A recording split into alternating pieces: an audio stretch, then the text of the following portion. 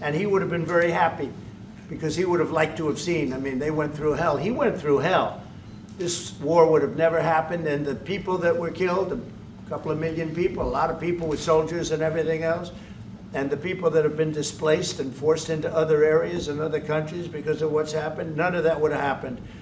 And I'm just saying that he was a horrible president, whether it was the borders or this. He was just a horrible, corrupt president. Mr. President, you want to I can. Thank you so much. So first of all, we have possibility now to buy weapon from the United States. We are thankful for this program and this opportunity. We are thankful for Europe. They pay for this, and through NATO program, for example, Pearl and etc. We have some programs where we can have some money to finance this, and this is a part. I think it's not a part for the war and to defend us. It also will be a part for security guarantees, to strengthen our army, to rearm Ukrainian army. This is very, very important. And it depends how much money we need to rearm. For example, the question of air defense, we spoke about it with President Trump, and I'm happy that we have now bilateral decisions and we work on it with production, American production. Nobody in Europe has so many air defense like Patriots, for example. We need it very much, and this is also about defending. I think the good news, we make the best military equipment in the world by far. You mentioned the Patriots. How good are they? Systems. We have systems. They're literally 100% foolproof, and it's really like shooting two bullets. You know, two bullets hitting each other in the air in a space like this. The chance is 100%. It's 99 to 100%. So we sell the equipment to NATO. And NATO does what, I don't know what the arrangement is that you have with, but I know that they want you to have the equipment. And we're getting the best equipment in the world, but they pay us for the equipment. Under Biden, it was just crazy what was going on.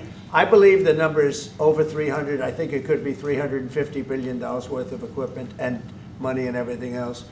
And we've made more progress in settling this war in the last 2 months than they made in 4 years. This should have been settled a long time ago, but it should have never happened. Yeah, please.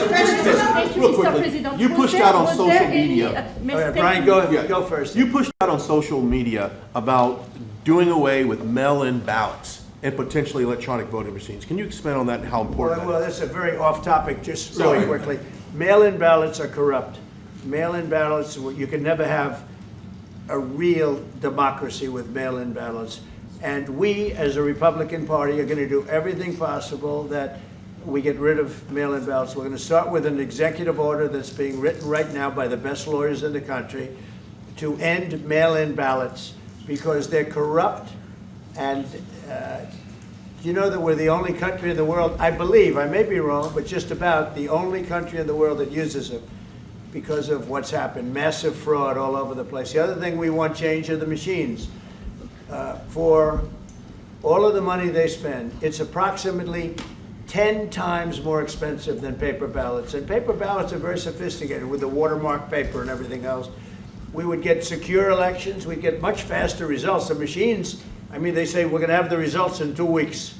With paper ballots, you have the results that night. Most people, but most people, many countries use paper ballots. It's the most secure form. So between paper ballots, very, very important, paper ballots, and I think maybe even more important, the mail-in voting. We're going to end mail-in voting. It's a fraud. If you have mail-in vote, even Jimmy Carter with this commission, they set it up. He said the one thing about mail-in voting, you will never have an honest election if you have mail-in. And it's time that the Republicans get tough and stop it because the Democrats want it. It's the only way they can get elected.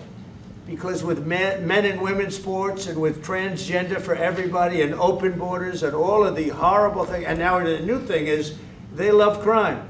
They're fighting me on the fact that I've made Washington, D.C. safe. We're not going to get mugged, beaten up, or killed like all the people you've been watching get so badly hurt. I'm glad, I hate to take your time with this, but I'm glad you asked me that question. Sorry. We're going to stop mail-in ballots because it's corrupt. You know, when you go to a voting booth and you do it the right way and you go to a state that runs it properly, you go in, they even asked me, they asked me for my license plate, for identity. I said, I don't know if I have it. They said, sir, you have to have it. I was very impressed, actually. But it's very hard to cheat with mail-in voting. As you know what happens in California, it's so corrupt, where some people get 5, 6, 7 ballots delivered to them. Now, we got to stop mail-in voting, and the Republicans have to lead the charge. The Democrats want it because they have horrible policy. If you have mail-in voting, you're not going to have many Democrats get elected. That's bigger than anything having to do with redistricting, believe me. And the Republicans have to get smart. We're not going to have a country. I said for a long time at rallies, you need borders and you need free and fair elections. Those two things, otherwise you don't have. We have strong borders now. In 90 days, Mr. President, we didn't have 1, 0, 0, and 3 months. Not one person came in illegally into our country. In fact, even I find that hard to believe, but it's run by a little bit of a liberal group that put out the numbers, so I guess it's, but 0, 0, and 0. You go back a year ago, 2 years ago, 3, millions of people poured into our country. It was terrible. Thank you very much. President Zelensky, what security guarantees do you need from President Trump to be able to make a deal? Is it American troops, intelligence, equipment? What is it? Everything. And really, it includes two parts. First, strong Ukrainian army. That's what I began to discuss with your colleagues. And it's a lot about weapon and then people and training missions and intelligence. And second, we will discuss with our partners. It depends on the big countries, on the United States, on a lot of our friends. And Mr. President, are you willing to commit American troops to that NATO-like protection in order to get President Zelensky to a deal today? Well, I don't know if you define it that way, but NATO-like, I mean, we have people waiting in another room right now. They're all here from Europe, biggest people in Europe, and they want to give protection. They feel very strongly about it, and we'll help them out with that. I think it's very important. I think it's very important to get the deal done. You've been involved with the peacekeeping in Ukraine since your first day in the administration. What would you say to the Ukrainian people right now who are suffering under the Russian attacks and hoping that the American people will stand with them? Well, I know Ukrainian people. I've known many over the years. They're great people. They're smart. They're energetic. They love their country. I mean, they love their country, and we want to get this war ended. That's all I can do. I love the Ukrainian people, but I love all people. I love the Russian people. I love them all. I want to get the war stopped. Very important. Mr. President, was there any aspect of your discussion with Vladimir Putin that left you disappointed? Look, we just spoke to, I was just telling the president, I just spoke to President Putin indirectly, and we're going to have a phone call right after these meetings today. And we may or may not have a trilat. If we don't have a trilat, then the fighting continues.